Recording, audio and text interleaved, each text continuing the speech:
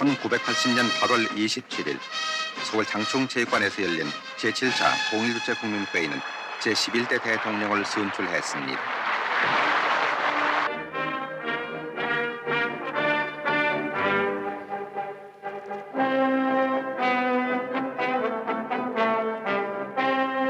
최적대의원 2,540명 중 2,525명이 참석한 이날 선거는 헌법 제39조에 따른 것인데 토론 없이 무기명 비밀 투표로 전국 11개 시도별 의석 순으로 진행됐습니다.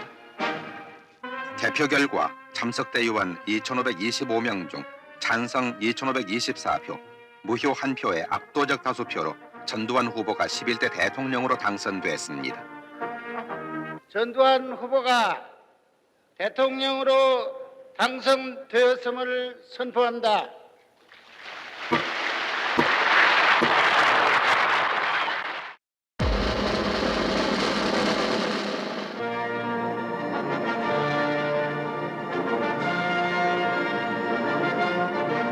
새시대 새 역사의 장이 펼쳐진 1980년 9월 1일 제11대 전두환 대통령의 취임식이 베풀어진 이날 서울을 비롯한 전국은 경축 분위기로 가득했습니다.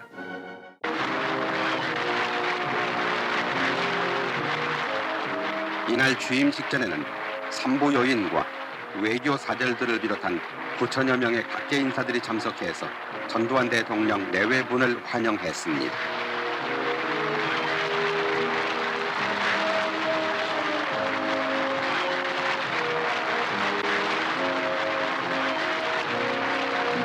나는 국헌을 준수하고 국가를 보위하며 국민의 자유와 공의의 정진에 노력하고 조국의 평화적 통일을 위하여 대통령으로서의 직책을 성실히 수행할 것을 국민 앞에 엄숙히 선사합니다. 1980년 9월 1일 대통령 전두환. 1980년 9월 전두환이 대한민국 11대 대통령으로 취임했고 나는 강제해직됐습니다.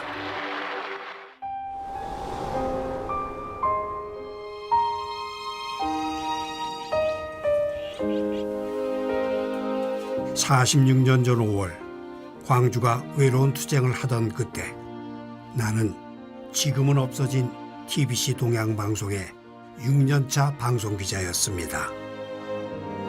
민주언론 창달의 기수로 지금은 비슷한 시기에 강제해직된 언론인들과 함께 1980년 해직언론인협의회 활동을 하고 있죠. TBC 석간.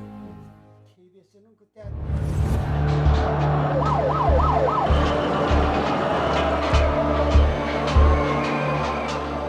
1970년대 말부터 80년 5월까지 군사정권의 언론 통제와 검열 속에 언론인들은 역사 앞에 거짓된 글을 쓸 수 없기에 차라리 쓰지 않겠다며 제작법으로 저항했고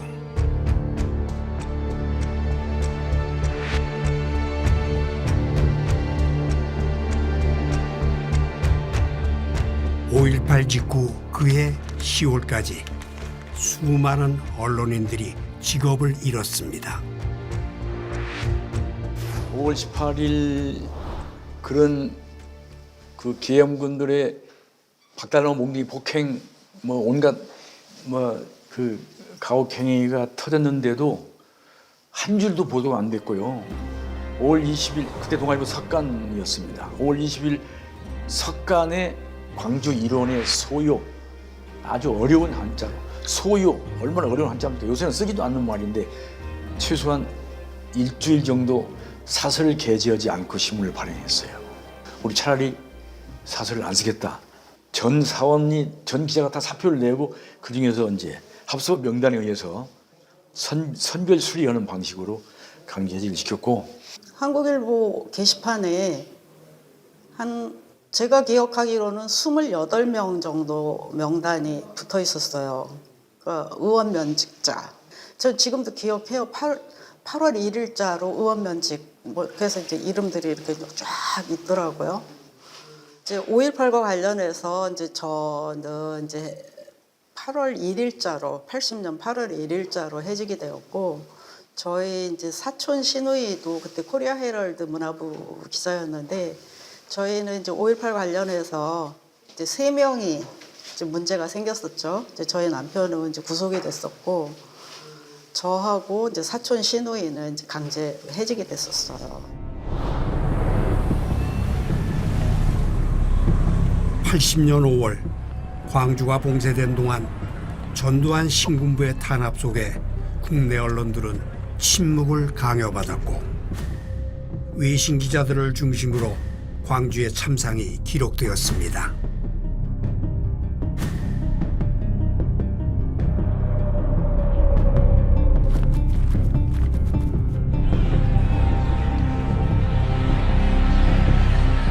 그렇다고 국내 모든 언론인들이 그저 가만히 있었던 것은 아닙니다. 광주의 진실을 알릴 수 없다면 차라리 펜을 꺾겠다며 생존을 걸고 결기를 보여준 이들을 기억합니다.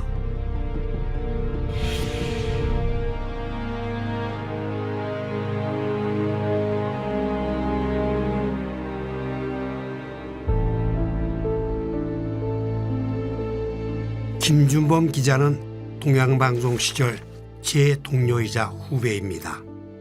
46년 전 광주의 참상을 직접 보았고 불과 입사 1년도 되지 않아 저와 함께 강제 해직됐습니다.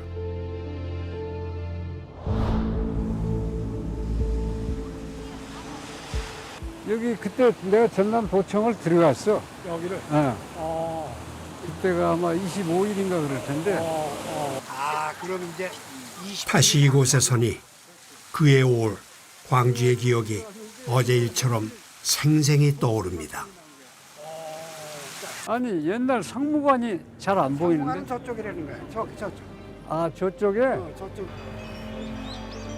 뉴스 화면에서 봤던 바로 여기가 거기로구만. 늙은 어머니 관 붙잡고 대성 통곡하고 그러던 관들이 있던 데가. 관들이 질비하지. 질비요. 거기 태극기 덮어놓고. 어마어마하지. 여기 참 들어갔을 때 한번 뭐라 할까 그 참 끔찍해. 뭐 이게 왜냐면 이건 전쟁 때나 있을 법한 상황인데 이거를 그냥 백주대로에 보니까 그냥 혼비백산이지. 정신이 없어. 이게 도대체 이 꿈인가 생신가. 아니 그걸 본드로 내가 그냥 잠을 못 잤다니까. 그럼 눈을 감으면 계속 영상이 떠올라. 그러니까 이제 그동안에 뭐 밝혀진 거라게 뭐 다 밝혀졌다고 얘기하면 할 말은 없지만 아직도 그럼 안 밝혀진 게 얼마나 많아. 그럼 그러니까 이런 것들을 후대가 짊어지고 가야 될 역사적인 과제인데 그렇죠. 그 대한민국 국민의 99%가 전두환이고 참 이럴 수가 있느냐고. 그래서 어떻게 보면 우리가 더 용감할 수도 있었고 우리가 쫓겨나는 것에 대해서 나름대로 자부심도 지니고 있었는데 40여 년이 지나면서 이상한 소리 하는 사람이 자꾸 늘어나고 어제도 보니까 뭐 북한군이 어째? 나 이걸 뭐라고 해? 요새 그 누구야 그 전 뭐라고 하는 놈 있잖아. 46년 전 패기 넘치던 젊은 기자는 전해 듣는 것만으로는 부족하다는 생각에 무작정 광주로 향했죠. 그리고 이제 광주 시내는 이제 80년 5월이면은 내가 진짜 수습 기자인데 우리 여기 이게 한 선배가 좀 직계 선배야. 나하고 이제 사수조수 이런 관계인데 한조로 주조정실 뉴스 생방송 진행했어요. 이제 그런 상황인데 이제 나보다 먼저 현장에 취재 간 선배가 있어요. 이 사람이 그때 이제 정상적인 취재 기사를 작성해서 보낼 수가 없으니까 전화로 정보 보고를 해요. 지금 광주가 이런 상황이다. 어떻다 이런 걸 전화를 하면 받아 적어야 돼. 난 그거 많이 받아 적었어. 그러니까 받아 적다 보면 여기에 광주에 이런저런 지명이 나오잖아. 그럼 나는 화내. 어디가 어딘지. 그러니까 그런 상황에서 이 광주의 상황을 전화로 들으니까 참 시체말로 피가 끓어. 도저히 이걸 받아 적고 한가하게 있을 저기가 아니야. 그래서 내가 사실은 선배한테 그냥 그 할머니가 위독하다 그러니까 광주에 한번 갔다 오겠다고 그냥 얘기하고 선배도 그냥 그래 그냥 갔다 와라. 그래서 송정역에 도착해서 선배들을 만나서 그때부터 이제 합류를 해서 취재팀. 내려온 팀. 근데 27일 날 새벽에 내 숙소에서 자고 있는데 그 카랑카랑한 여자 목소리가 난 지금도 생생해. 광주 시민 여러분, 지금 계엄군이 쳐들어오고 있습니다. 목소리도 아주 좋고 아주 생생한. 그날의 진실은 끝내 세상에 전하지 못했고 5.18 직후 우리는 강제 해직 언론인 명단에 이름을 올립니다. 이렇게 하고 A급은 아까 박광 선배도 얘기했지만 A급은 회사하고 보안사하고 타협이 아니야. 우리 무조건 쫓아내야 될 입장이었어. 그러니까 그동안에 막내로서 유인물 뿌린 게 몇 번이며 쫓아다닌 게 몇 번이며 그거 생각을 해봐. 광주 갔다 온 놈이 갑자기 들고 다니면서 선언문 뿌리고 다니면 그게 A급에 안 들어가? 당연히 들어가지. 그런 분도 뿌리셨어요? 아니 그 막내 그거 다 했지. 다 뿌리고 붙이고 뭐 다 내가 했지. 아니 그 맨 막내인데 그러면 안 해. 근데 내가 이제 그런 상황이라는 걸 나중에 알았어요. 하루 아침에 자기의 그 직업을 잃어버렸으니까 게다가 이제 지들이 나가면서 해직당하면서 당시에 그 이제 소문이 이른바 이제 취업 금지. 물론 나중에 사실적으로 이제 계엄정부에서 취업을 제한을 했죠. 이제 출근하라고 해놓고 그러면 죄송합니다. 취업을 취소합니다. 이런 거를 많이들 겪었어요. 저도 겪고. 그래서 이제 당시 거의 취업을 포기하고 지네들이 1984년 그 해직 언론인들이 이제 그 3.3.5 모이게 돼요.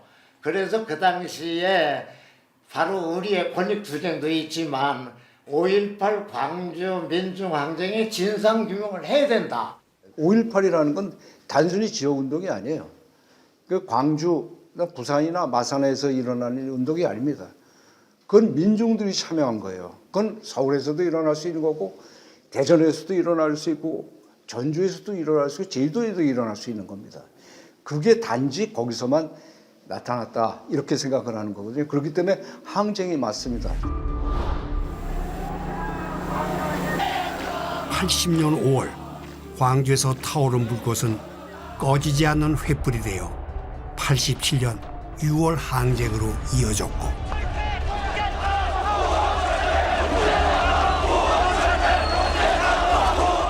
군사정권의 몰락과 함께 5.18의 진실을 밝히기 위한 불꽃가 튀기 시작합니다.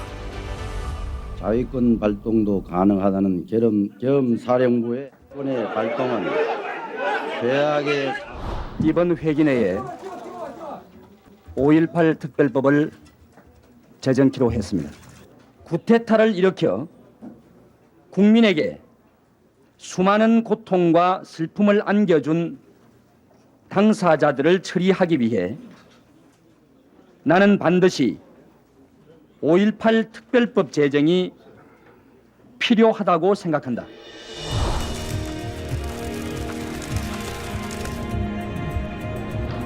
그렇게 서슬프렀던 군부 독재 시대의 막은 내리고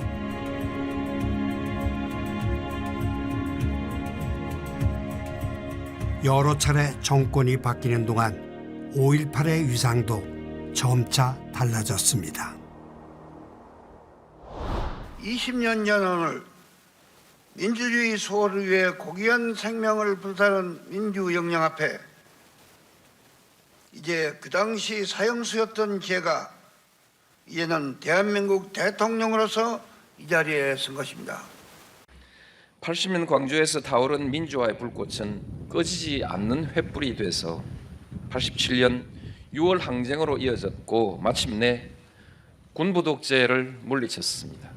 자유와 민주주의를 지키기 위해 숨져간 민주 영령들 앞에 온 국민과 함께 고개 숙여 명복을 빕니다. 5.18 정신이 국민 통합과 국민 행복으로 승화되어야 한다고 생각합니다. 서슬퍼런 독재의 어둠 속에서도 국민들은 광주의 불빛을 따라 한 걸음씩 나아갔습니다.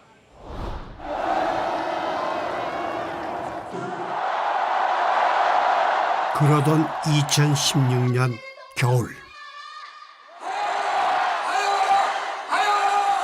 전국의 시민들이 다시 광장에 섰습니다. 당시의 촛불 항쟁은 30년 전인 1987년 6월 항쟁과 닮았습니다. 더 거슬러 올라가 80년 5월 광주 항쟁을 떠올리는 사람들도 많았습니다. 진실은 결코 침몰하지 않으며 정의는 살아있음을 민주 시민들이 보여줬지요.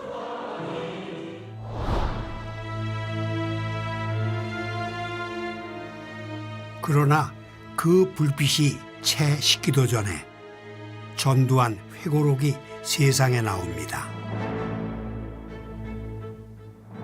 국민들이 대통령을 탄핵하고 5.18의 역사적 평가가 끝난 마당에 나온 전두환 회고록이 얼마나 파괴력이 있겠나 싶었지만 아무래도 불길했습니다.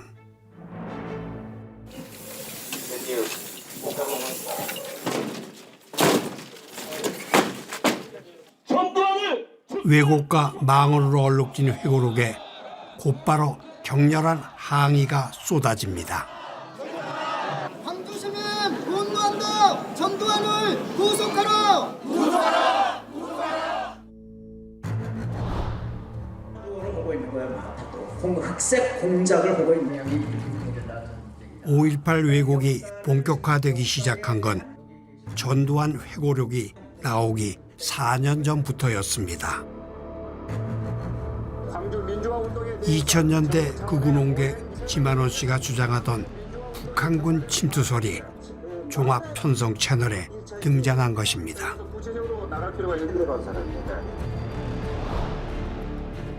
그런 와중에 나온 전두환 회고록은 5.18 왜곡을 집대성한 교과서 같았습니다.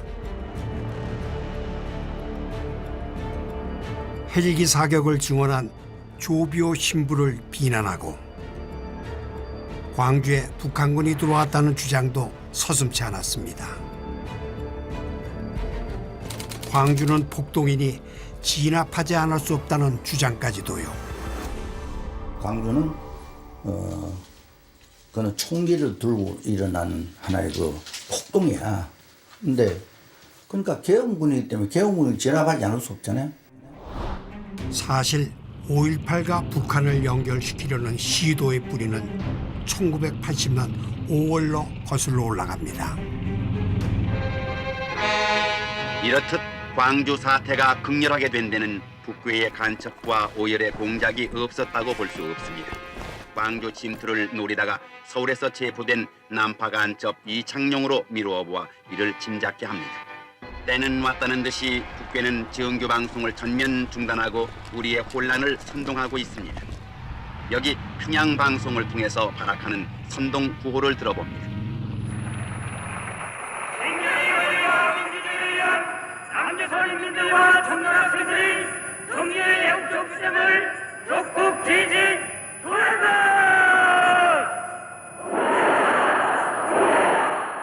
광주를 진압한 직후 방송된 대한뉴스만 봐도 전두환이 5.18과 북한을 어떻게든 엮어보려 했던 의지가 역력해 보이지 않습니까?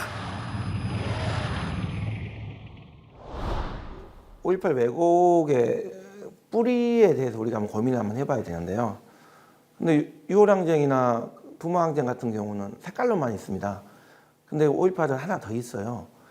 천영의 땅 전라도, 호남에 대한 뿌리 깊은 비하, 지역 비하와 혐오에 대한 그 지역 차별, 혐오 표현이 같이 들어있거든요. 5.18 민주화 운동이나 민주항쟁으로 인정하고 싶지 않은, 그러니까 진실을 알고 싶지 않고 그냥 북한군이 와야 하는 사람들이 한국 사회에 여전히 있는 겁니다. 그러니까 없는 북한군이 와야 해요.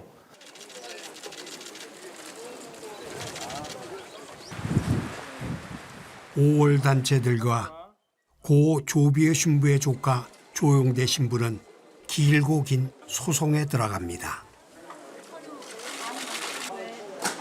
그 회고록을 접했을 때 형용할 수 없는 그런 분노, 정말 참담함 이걸 느꼈죠. 삼촌 신부님도 그 어려울 때 정말 목숨을 걸고 이 기총수사를 정언해 내셨는데 이것이 단순히 한 성직자의 개인의 그 명예를 훼손시켰다라고 하는 그것에 대한 고소가 아니라 고소를 넘어서서 5.18 진상 규명을 위해서 또 전두환이를 법정에 정말 세울 수 있는 조로의 기회라면 이것은 역사적인 소명이구나. 그래서 굉장히 부담스러운 마음이었지만 그런데 우리 삼촌 신부님께서 분명히 이거 원하실 거다는 그런 생각을 갖고 재판 초기부터 이런저런 핑계로 출석하지 않거나 꼼수를 부리고 재판을 지연시키며 1년을 허송세월 보냅니다.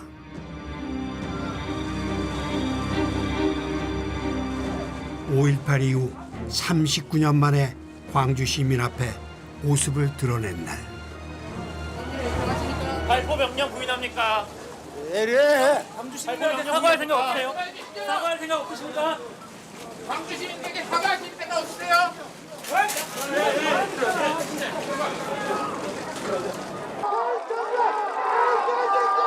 그 오만함에 시민들은 분노의 목소리를 토해냅니다. 야, 살인마 전두환! 정원은 사이에서 불지게. 제가 말씀드릴게요. 광주에 재판받으러 올 때마다 사과할 생각은 없는지 책임감은 느끼지 않는지 쏟아지는 질문에 전두환은 짜증만 낼 뿐이었습니다. 수많은 사람들이 죽었는데 왜 책임지지 않습니까? 왜 책임지지 않습니까? 사죄하지 않으실 겁니까?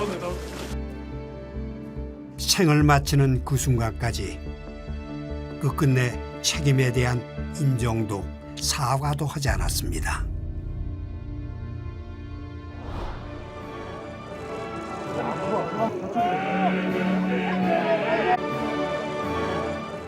선서, 나는 헌법을 준수하고 국가를 보위하며 조국의 평화적 통일과 다음해 5월 윤석열이 대통령이 되자 전두환 회고록 때의 불길함이 떠올랐습니다. 노력하여 파렴치한 종북 반국가 세력들을 일거에 척결하고 자유 헌정 질서를 지키기 위해 비상계엄을 선포합니다.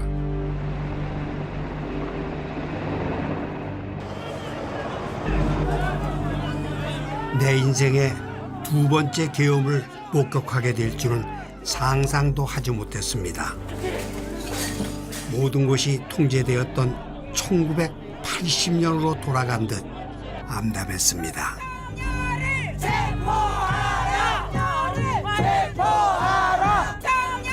하지만 46년의 시간을 건너 그날의 광주가 오늘의 우리를 다시 일으켜 세웠습니다.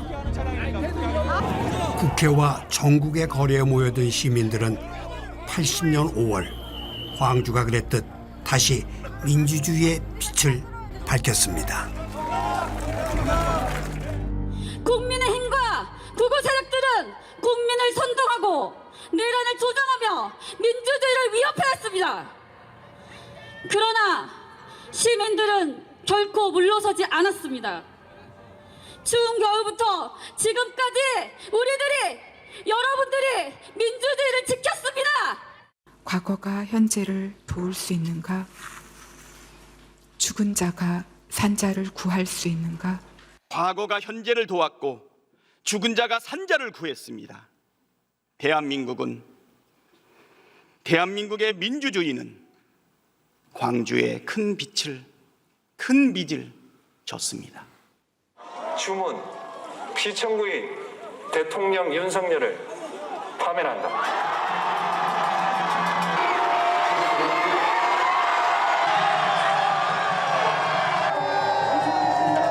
광주 5.18이 있었기 때문에 그런 희생을 다시 당하면 안 되지. 그리고 결국 국민을 이기는 권력은 없어. 민주주의는 반드시 승리할 거야. 이런 광주의 역사가 있었기 때문에 그 어려움, 이 군사적 물리력에 대항해서 싸울 수 있었고, 그리고 국민들이 국회를 지키고 국회의원들도 신속하게 국회로 모여서 비상계엄 해제 의결을 할 수 있었습니다. 5.18이 없었으면 12.3도 없었다. 그것이 바로 광주 정신이고, 광주 정신의 완성태가 12.3 비상계엄을 해제하는 것으로 우리 국민들에게 드러났다, 이렇게 생각합니다. 12.3 비상계엄 선포하고 나서 많은 사람들이 국회에 달려가가지고 장갑차 앞에도 들어눕고 총도 잡고 그랬잖아요. 네. 근데 그 사람들도 다 생명의 위험을 느꼈을 거 아니에요. 그럼 그게 갑자기 그 순간에 생겼다, 난 그렇게 생각이 안 됐어요. 그래서 뭔가 역사적 배경이 있을 거다 생각했고, 그걸 쭉 따라가다 보니까 똑같은 환경에서 광주에서 저항을 했단 말이에요. 그게 역사에 남아있다. 그걸 환기시켰다. 그래서 저는 5.18 정신이 비상계엄을 조기 해제시킨 힘이다. 총을 든 군인들 앞에서도 겁을 먹지 않은 사람들.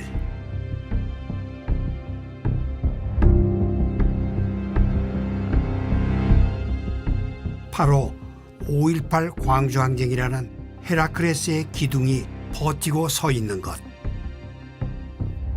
계엄 국면에서 5.18이라고 하는 것이 어떤 경우에도 군인들이 시민을 향해서 총구를 겨눠서는 안 된다라고 하는 것을 분명히 못 박은 헤라클레스의 기둥이라고 책에서 예전에 그렇게 말씀드린 적이 있었는데, 역시 5.18이 빗장이 되어서 군인 마귀가 틈타지 못할 거다라고 하는 어떤 그런 믿음을 그분들도 같이 가지고 계실 거라고 저는 생각을 합니다.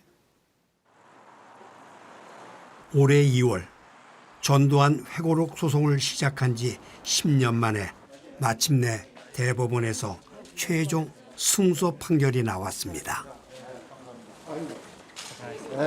발생한 지가 지금 한 46년대인데 이런 재판이 이제야 판결된다는 것에 대해서 아쉬움 크고, 다시는 이런 일이 발생되지 않도록 5.18 정신이 헌법 전문에 수록돼서 우리 후세들이 민주 어떤 인권에 대한 DNA가 심어져서 영원히 좀 번창하는 이런 민주주의 국가가 되기를 원합니다. 5.18 헌법 전문 수록이 왜 중요하냐면, 5.18 왜곡하는 사람들이 위법의 행동을 넘어서서 이제 위헌적 행동으로 평가받게 되잖아요. 그렇기 때문에 왜곡의 근저가 사라질 수 있는 어떤 기준점을 헌법적 차원으로 좀 고양시킬 필요가 있고, 또 이거는 보수와 진보의 문제가 아니거든요. 보편적 민주주의를 지킨 하나의 시민항쟁으로서 이렇게 평가를 받아야 될 문제이기 때문에 헌법 전문 수록이 필요하고, 지금 대통령께서 입장하고 계십니다. 문재인 정부 때 한 차례 무산된 개헌이지만 이번에는 다룰 수 있을 것처럼 보였습니다. 이번만큼은 가능한 수준이라도 개헌의 물꼬를 틀 수 있도록 초당적인 협조가 필요합니다. 우선 국민의힘 당대표와 대선 후보들이 5.18의 헌법 전문 수록에 찬성했었지요. 우리 헌법 전문에 이 5.18 정신이 들어가면 우리 헌법이 훨씬 더 풍성해지고 선명해지고 더 자랑스러워질 것 같은데요.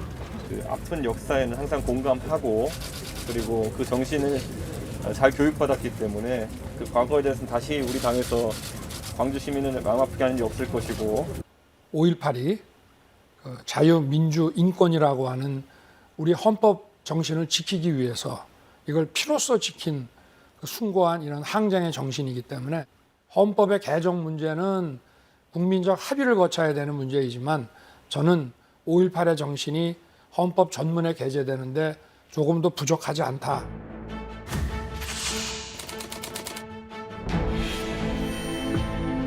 이번 개헌안에는 헌법 전문에 부마 항쟁과 5.18의 민주 이념을 새기고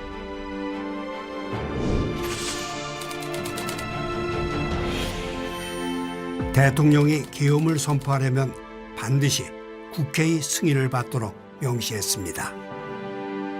그 헌법이 빈틈이 있었다.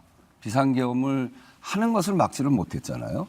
그런 속에서 민주주의의 완성태를 만들기 위해서는 제도로서는 헌법을 바꿔서 민주주의 방벽을 제대로 세우는 것이 매우 중요하다고 생각하고 그런 점에서 보면 전문에 광주 정신을 분명하게 광주를 비롯한 민주주의 정신을 확실하게 새기고 또 그리고 헌법 77조에 국회의 비상계엄 승인권을 줘야 된다. 지금 승인권이 없습니다. 해제권만 있지. 그렇기 때문에 비상계엄을 하고 국회를 막으려고 한 거예요. 회의를 못하게. 그런 점에서 개헌이 꼭 필요한데 그러니까 우리 그 헌법재판소가 그 재판할 때 참고하는 그 규범이 본문에만 있는 건 아니거든요.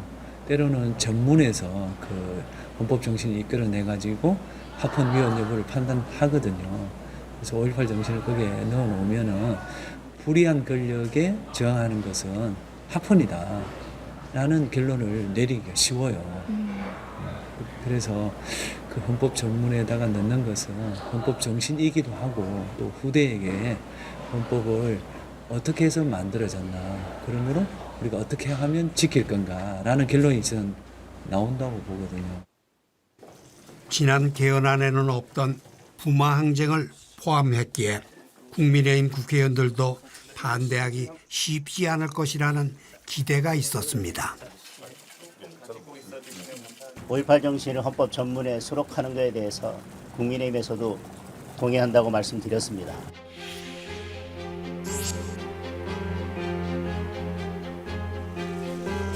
하지만 국민의힘은 결국 당론으로 개헌 반대 입장을 내세웁니다.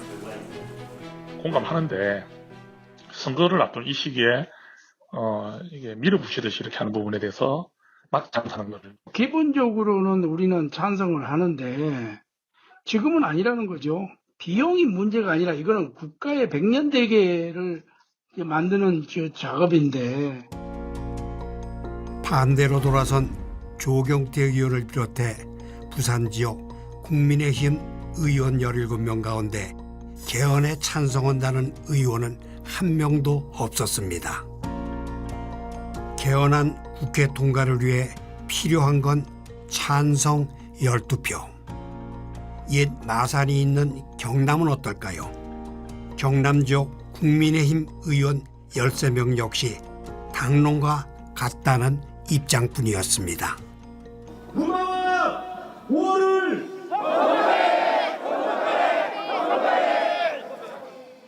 국회의원이라는 게 뭡니까? 당리당략에 따라서 꼭두가시 노릇하는 것이 국회의원이 아니라 각자가 헌법기관으로서 대한민국의 민주공화국을 지켜내는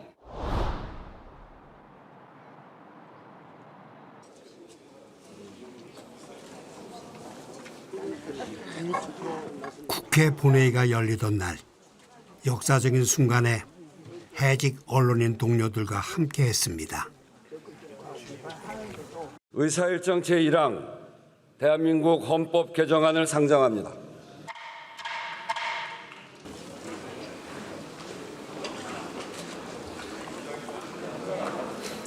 본회의가 열린 지 한참이 지나도록 국민의힘 의원들은 한 명도 보이지 않았고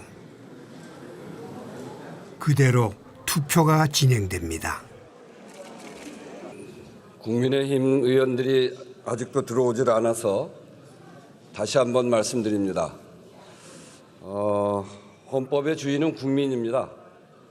이 개헌의 최종 절차는 국민들의 국민투표로 해서 결정됩니다.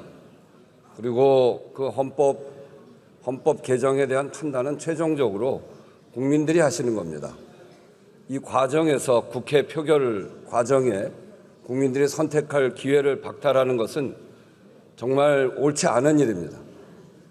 국민의힘 의원들께서는 지금이라도 빨리 들어오셔서 개헌 투표에 임해 주시기 바랍니다.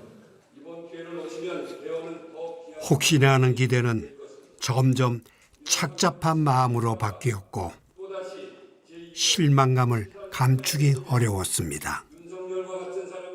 명패수를 확인한 바 총 178매로서 투표하신 의원 수가 의결 정족수인 제적의원 3분의 2에 미치지 못했습니다. 따라서 이 안건에 대한 투표는 성립되지 않았음을 선포합니다.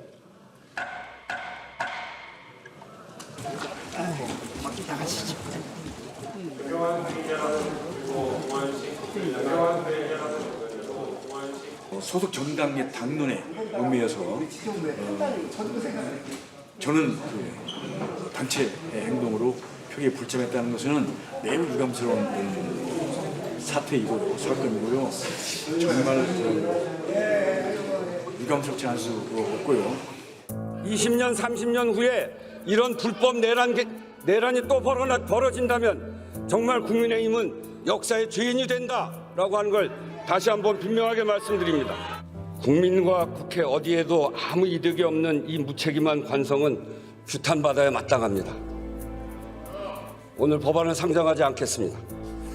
오늘 회의는 이것으로 마치겠습니다. 사내를 선포합니다. 참으로 참담합니다. 마지막까지 12명의 의원이 나타나서 국민들에게 개헌 투표할 기회를 줄 거라고 믿음을 갖고 있었는데 끝내 국민들의 개헌 투표를 할 수 없는 기회를 박탈시키는 이런 일이 일어나서 국회가 도대체 국민들의 이 개헌 투표를 막을 권리가 있는가 이런 점에서 끝내 무산된 점이 참으로 개탄스럽기도 하고 참담합니다.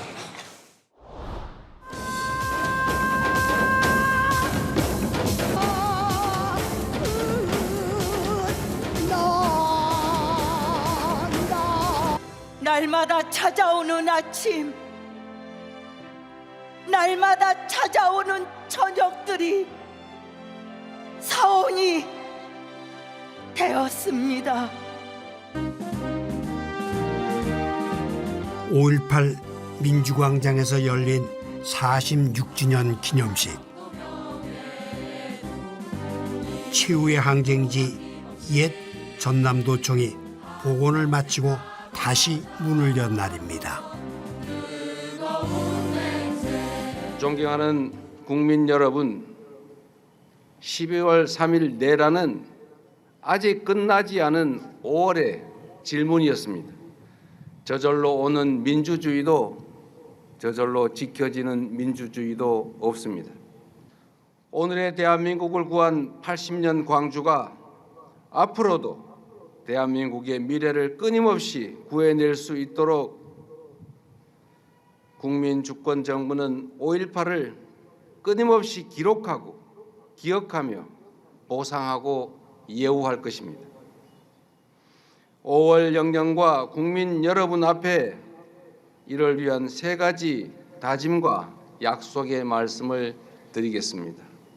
첫째, 5.18 정신이 반드시 헌법 전문에 수록될 수 있도록 최선을 다하겠습니다. 아, 50년 가까이를 참아왔는데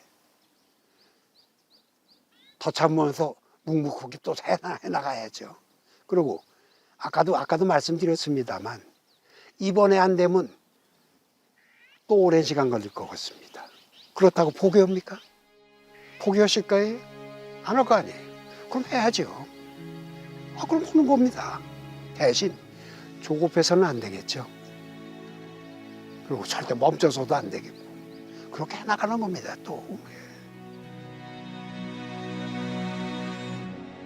유구한 역사와 전통이 빛나는 우리 대한국민은 3.1운동으로 건립된 대한민국 임시정부의 법통과 불의에 항거한 4.19 혁명, 부마민주항쟁 및 5.18 민주화운동,